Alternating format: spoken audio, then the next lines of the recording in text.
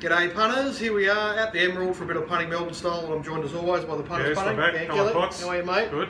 So we've had a bit of a Melbourne show, and I was moving across the river. So school holidays, mate. So I've had we have an extended little gap between shows, but yes, I took Junior to the show for his birthday. He sort of his birthday always falls on grand final day. He was born just in time in 2012 and said the Hawks get beat. That was good. Grand final day 2012. The Hawks are supposed to be morals, and Sydney ran over in the last quarter, but we won the next three, so that's all right. Yeah, and so I thought he'd be a Hawks supporter, and then when he's about 3 or 4, he said, "Dad, I want to vote for the Bombers, arch enemies." So that was good. He's lucky he wasn't sleeping in the shed for a while there, but he loves the Bombers. But I went to the show, and do you need to back a winner to go their place? So how many years will it be before it's the line in the sand between you and the that's right. young guys? And I'll let him go. My brother takes him. He's a Bomber supporter. He takes him to all his Bomber games. But the show, mate, X's. Yeah, really. Talk about X's. I remember when we were kids. So what sort of damage would it? I was thinking when you said to me you were going, I remember going to the show as a kid in the, let's say, the 80s, like mid to late 80s. Yeah, that's when I went. My parents took us. I'm thinking. You probably took 40 or 50 bucks as a kid, and that got you through the day without too much trouble. I think I'm trying to remember, but it was something like that. And I'm thinking now, is there a zero missing? I reckon, it's a zero missing. Yeah. So it's it costs about the same. We go to the tea house or something like that for lunch. So it's about around about that. She's over 100 a head. Yeah, wow. For a child too. Yeah.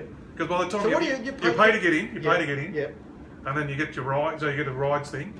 We got there for happy hour with the rides, but the rides, we went on one which was 10 ahead, the Pirates Revenge, 10 ahead for the ride. Really? And then... so do you pay for the rides as you get on, or do you buy... We bought a thing, but we ran out of that pretty quick. Yeah, right. Bought a ticket, they give you a little bundle, but so I bought that. So and then you'd be, can I ever go up this day, can I ever go up that? $5, $10, $5, and another ride, lunch, 20, this and that, show bag, 25 each. Yeah, bits of plastic. 25 each. Pony each. They used to for bits of plastic that. They used to be between $2 and $5. Yeah, I mean you might be able to get some ones with a few lollies or something in them, but he wanted a ninja one. All these bits of anyway, his sister's gone and broken it on him since it's been home for 3 days. So so by the time we got out of there, mate, it wasn't any change out of a couple hundred for 2 of us, but it was good fun.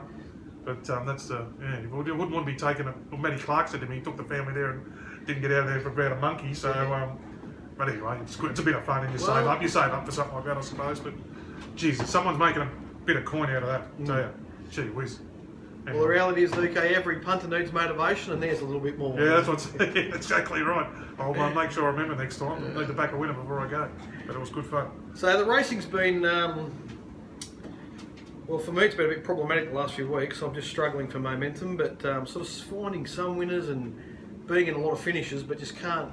I'm having trouble putting good results back to back. Yeah, I'm the same. I don't win one day and lose the next. At the moment, I can't put back to back either.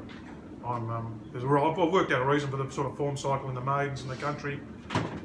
One of the reasons why that's probably happened, but yeah, it's I think it is a bit of a tricky period, DK. It's early spring. You've still got a bit of residual winter stuff hanging about, and a lot of the horses that are early in their campaigns have targets down the track. And this day and age, we're in the age of the state-sanctioned bowl round. You know, you're allowed to have a bowl round. I thought there was a rule in racing that said you must ride the horse to give it every opportunity. You know, if you don't do that, there are penalties. But you're not. So I'm not saying that if a horse is unfit, you know, you can't expect it to be ridden really aggressively, for instance, or whatever.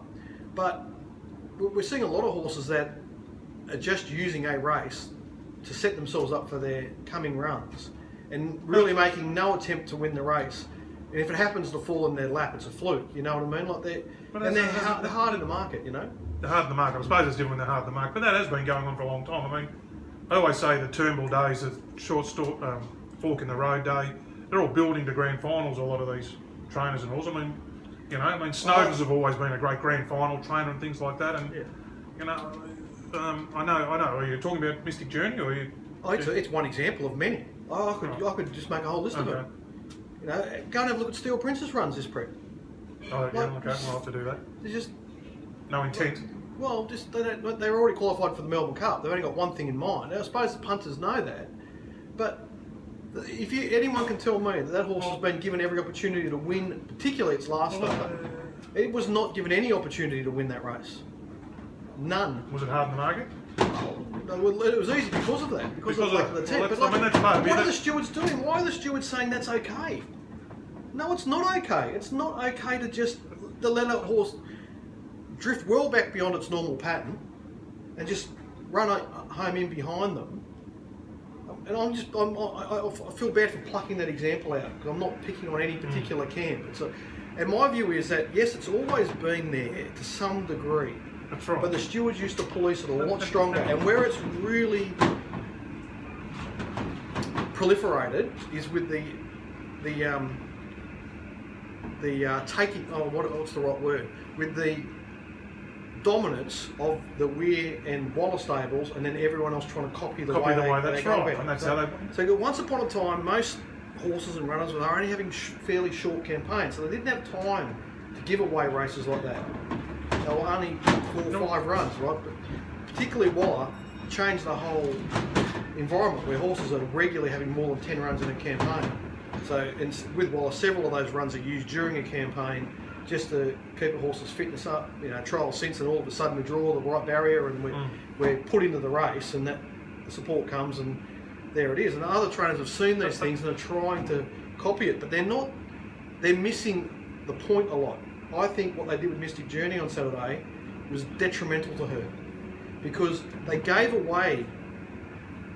Okay, she could have run completely within herself. Okay, so my view is that horses, as they step up in distance, they want to travel at their natural sort of cruising speed. That's the most efficient way for them to run at about 80% of their capacity. If you travel below that, 80% of the horse's natural cruising speed, you give away margin, but you gain nothing in energy, and quite often you lose in energy because the horse resents it. Well, I think a more pertinent example of that was Mr. Quickie. Now, he's in his comfort zone first up, wasn't he? Yep. Travelling in a faster run race, Yep. and he's been able to zoom home.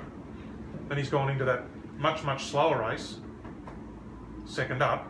Yep. And he hasn't. He's gone average, but he's been completely unsuited by that. But it's not his fault. He was never going forward. I know you're saying Mystic Journey. But he could have travelled 3 lengths further forward from where he was as well. Mystic Journey could have travelled 5 lengths further forward from where she was, and not spent any extra energy. And one of the paranoias that these trainers have about being caught 3 wide, as long as the horse is not being rushed or being asked to do too much while it's travelling 3 wide, there's almost no penalty, particularly it's in a rhythm. If it's in a nice rhythm. Yeah. The problem with being trapped wide is when the jockey's then forcing the horse to go faster than its natural cruising speed. They just lose way too much energy and they nearly always drop out. So, when we talk about those type of things, punters, I don't want everyone to think that I think every horse should be ridden forward. I don't think that's the case at all.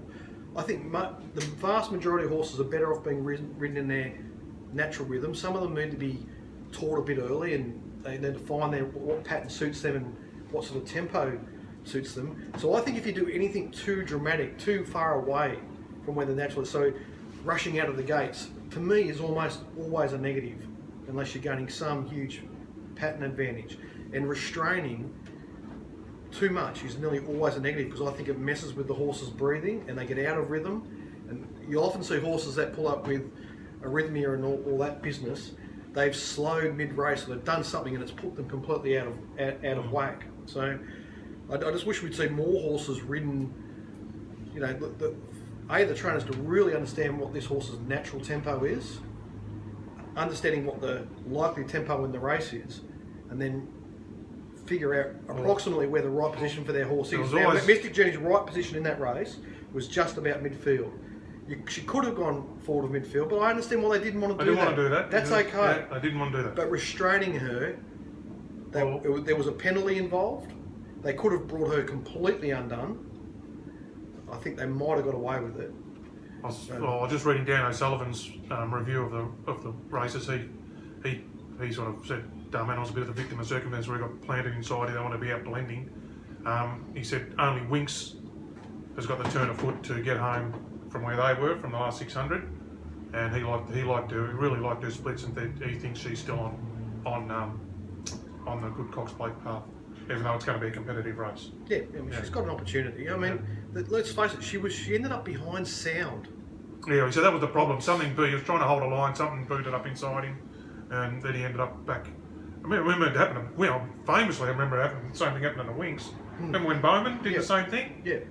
And only because it was Winx that she won that race. She got out with the 200 to go, but got completely didn't mean to be there, and ended up there. So and I'm going to pick the same stable again, which I wish I didn't do this. But have a look at Super Cess run in the Guineas Prelude. I mean, he did get interfered with when Jamie Carr was unseated, but there was no need for them to be back where they were. And that on that Sunday, the Sunday meeting, there was a lot of that. There would have been a dozen or more bowl rounds. I lost count of them, and horses hard in the market. So I just can't remember who they all were, but there was. Well, it's a hard market. It's hard if you like them, but I completely understand what you're saying, Potts, and yes, if you want to have a bowl round, go to a trial or jump out and things like that. But I think part of what you do in assessing the form is prioritising the horses we think are going to have the most intent in that race. Yeah. Now I've got an example. I've got a thing with Waller. I bet in maidens, and a Waller horse drawn wide, resuming in a maiden. I nearly just put the pen through it, and it's been really good lately. I had a thing called Olympic the other week, heavily backed into 9-4, last run on late. Had a one a couple of weeks before that.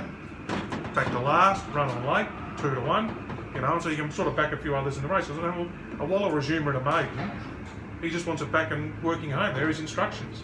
Now, my point is, DK, that horse that's resumed like that, there's probably no alternative. It's not fit enough to be ridden up on pace. It's not going to be able to sit wide and win. Yep. You know what I mean? So they've sort of got to do something like that. Yeah. That's not what I'm talking about. I'm talking about horses that are into their campaign, that have got built up a level of fitness, that are positioned well behind where their natural tempo is. And I think there's usually an efficiency penalty to pay there. And there's no gain. There's no gain. So, and I don't think it helps them necessarily. They don't get the maximum. So I'm saying in Mystic Journey's case, they're not getting the maximum fitness bonus they could have got out of that race. They could have gone into the Cox Plate better. Winning that race would have done nothing but enhance her chances in the Cox Plate. She'd have sat midfield and won the race by a length. She would be much better positioned. Yeah, and that's going to be problematic for, like you said, for you doing the form going forward off these horses. Yeah. What do you do with them? I suppose that's what makes doing the form a bit harder. Well, the number I end up putting on her will be about half a length, I suppose, shy of what I would have had for her had she won that race. I think winning that race would have given her the perfect platform to go into the Cox Plate, and she was certainly capable of winning it. So whether you decide to penalise her or not, it's really up to yourself. So yeah, I just think that the steward should police these bowler rounds, particularly horses that are into their campaign, much more stridently. Yeah. I think it's at the end of the day, it's become part of the picture, and I think you're right, Deco. I think one of the most important factors in form assessment these days is the intent of the camp, and I don't think I've put enough weight in that over time. I'm trying to think more and more about it. But so it's things like you might think a horse having 54 kilos, if it had 60 in its previous run, it's not that big a deal. But if the camp thinks it's a big deal, it is. Because they think, right, today it's game on. Yeah. Here we are. This is our chance. Absolutely, and that's the sort of stuff they look at. Yeah. I've got the weight drop and absolutely. So they're trying to get inside the head of the camps, and there was one that used to mess me around with Weir a lot. You know, I tried to pick him sort of thing. Yeah. Particularly, let horses work through and get up to a level of fitness and things like that. And now it's like I'm doing the same with Lindsay Smith, and it's difficult because he seems to have them up and going early in the camp, but there's usually a peak and then a drop off, and then try and get them back, and so it's it's a real it's part of the art. Yeah, it's a part of the jigsaw puzzle. It's one of the aspects, one of the variables we've got to deal with, mate. But So on our last show, Deco, I mentioned that the new track policy, which is owned and authored by Racing Victoria, they're responsible for this. It was going to have unintended consequences, and it's already happening. So the two examples I'll say is that at Caulfield, Jason has been using a combination of irrigation and the verti drain, which is just a tractor that puts holes in. They can choose the size of the holes, they can change the size of the tines and so forth, and he uses heavier ones at Caulfield than anywhere else, and that's much more noticeable to me at Caulfield. And if you do it too close to the meeting, my view is that it produces an inconsistent surface. So what happens is, so just say the holes are that far apart, so it's loosened up all the area, but the further away from the hole you get, the firmer it is, the closer to a hole you get, the softer it is. So it's like just say you're in the middle of the holes, it might be a 3, but where the hole is, it might be a 5. So they end up producing an overall rating of 4, but it's inconsistent. And I think a lot of horses are not running to their form at Caulfield because of that. And I just hope that there's a change in view there, and use of the aeration is brought back to no closer to 7 days from a meeting, because I think it's causing problems. Yeah, so that's one of the reasons. I mean, it did rain 20, 30, 50, 100 to 1 chances there at the last meeting, didn't it? You're saying you think that's one of the reasons? Absolutely. Yeah. And I think when you look at that card, there is a high proportion of horses that ran at least 3 lengths up to 5 lengths below their form, and I think it's because they lost their confidence on an inconsistent surface. So that's happening. And the other problem is, and so then this is not in any way any criticism of Jason, because he's just trying to comply with the policy that's been forced on him. And then the other problem is, because the surface is looser, it takes longer to recover. So that area that they raced on is going to be, needed to be, all the area, it's going to create more lanes. It's just a matter of whether the track managers can keep them in a big enough pad where it doesn't have an impact on the pattern on the day. So just to go down that example, now Liam's been trying to comply with the policy without making any drastic changes to the way he's preparing the track. However, last year, I'll point out to all the punters to go and have a look at this. Last year we had the Wednesday meeting, which is like the Oaks and Derby previews, 10 days into the Turnbull, okay? Rail 14 on the Wednesday, rail 9 on the Turnbull Stakes Day.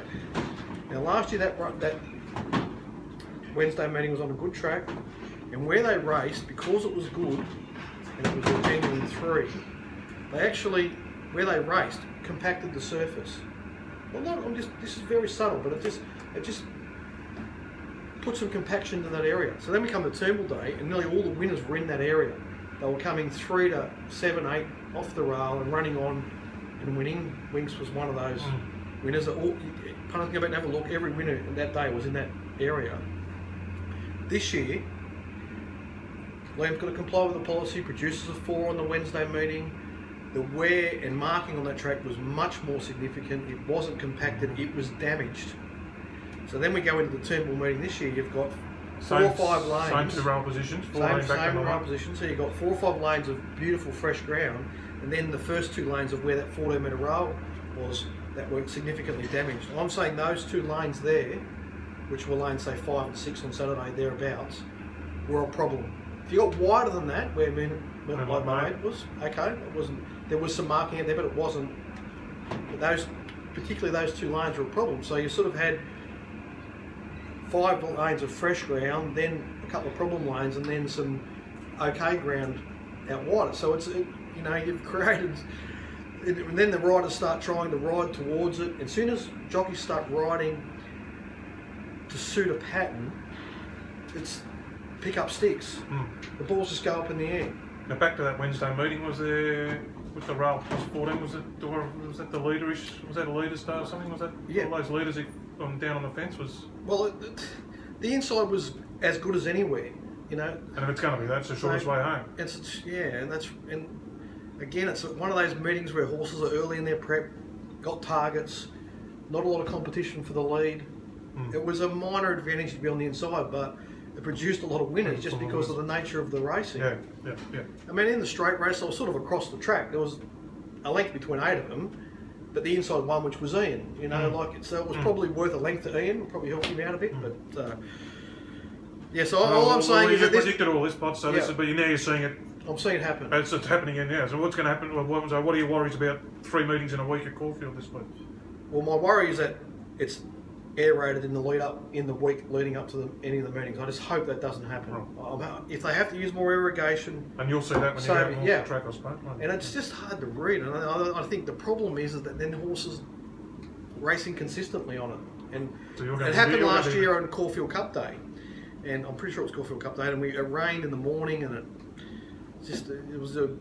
It just tells me you're going to be treading a bit warily coming up. I'm going to be if I see that aeration again, I'm just going to be betting really carefully, because I just don't feel like I can trust.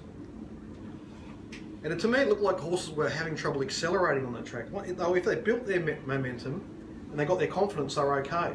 But I couldn't find many examples on that day of a horse actually picking up and accelerating. And we're talking about top, high class horses on that Sunday meeting. So, yeah. All right, well, that's mate. Do you want to come back and do part 2? Chat about a few other things? Okay, yeah, keep working away. We're back to see. Perfect. All right, good.